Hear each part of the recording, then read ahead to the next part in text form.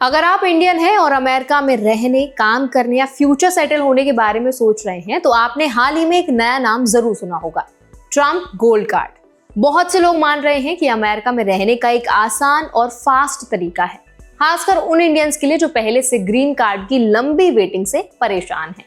लेकिन असली सवाल यही है कि क्या ट्रम्प गोल्ड कार्ड सच में इंडियन लोगों के लिए यूएस रेजिडेंसी को आसान बनाता है या फिर ये सिर्फ एक नया नाम है पुराने सिस्टम का। तो आज इस वीडियो में हम यही बात करेंगे, बहुत सिंपल तरीके से आपको सारी चीजें समझाने वाले हैं। तो चलिए फिर फटाफट से वीडियो को स्टार्ट करते हैं। हाय, मेरा नाम है वर्षा दुबे और आप मुझे देख रहे हैं एनबीटी टेक एड पर। सबसे पहले जानना बहुत इंपॉर्टेंट है कि ट्रम्प गोल्ड कार्ड आखिर है क्या। तो देखिए, ट्रम्प गोल्ड कार्ड कोई अलग वीजा या नई इमिग्रेशन कैटेगरी नहीं है।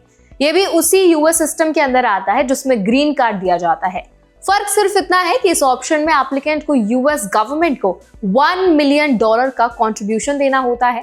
इसके अलावा लगभग $15,000 की प्रोसेसिंग फीस भी होती है। ये पैसा इन्वेस्टमेंट नहीं है बल्कि सीधा कंट्रीब्यूशन है, यानी ये पैसा वापस नहीं मिलता।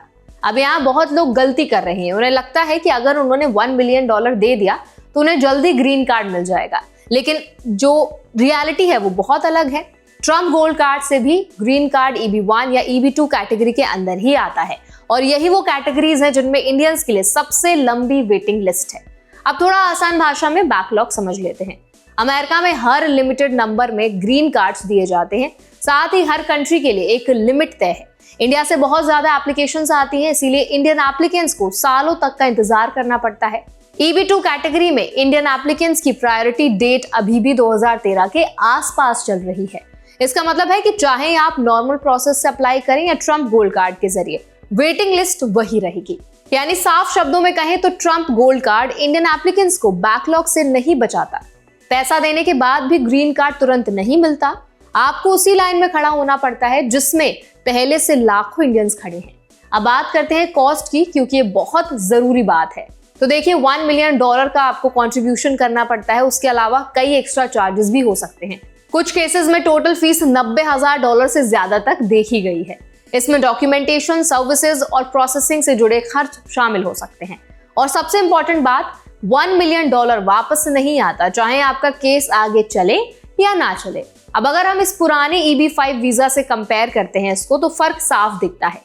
EB5 में पैसा एक प्रोजेक्ट में लगाया जाता है, यानी इन्वेस्टमेंट होती है। अगर प्रोजेक्ट सही चलता है तो पैसा वापस मिलने का चांस होता है, लेकिन ट्रम्प गोल्ड कार्ड में ऐसा कुछ नहीं है।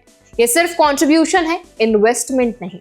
ट्रम्प गोल्ड कार्ड लेने से सिटीजनशिप भी ऑटोमेटिकली नहीं मिलती है।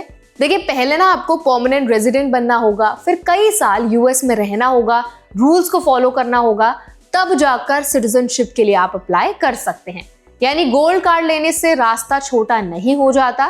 अब इंडियन फैमिलीज के लिए समझना बहुत जरूरी है कि इतना बड़ा पैसा देने से पहले उन्हें क्या सोचना बहुत इंपॉर्टेंट है। तो देखिए, कई इंडियन एप्लीकेंट्स ये मान रहे हैं कि गोल्ड कार्ड एक शॉर्टकट है, लेकिन असल में ये सिर्फ एक एक्सपेंसिव ऑप्शन है जिसमें रिस्क भी है।